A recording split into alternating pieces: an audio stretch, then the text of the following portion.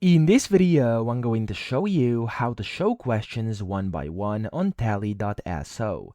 Now, the first thing you have to do, you want to open your form, and then from here, of course, you want to add some questions. I have a few over here just for this example, and then what you want to do is go below every single question and add a new page. So it's super simple. You can either go and, of course, go to the bottom of your question like this and type in slash page and then click on a new page over here, and a new page is going to get added just like this.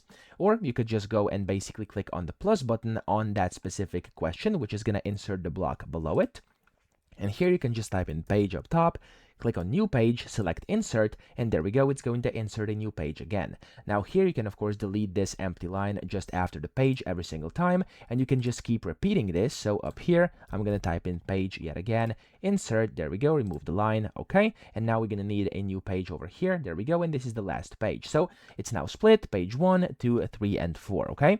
It's literally that simple. You can now go to preview, and as you can see, there we go, this is our first question, the second one, and they're basically showing one by one, okay? So I hope this video helped you out. If it did, please subscribe to the channel and help me out as well.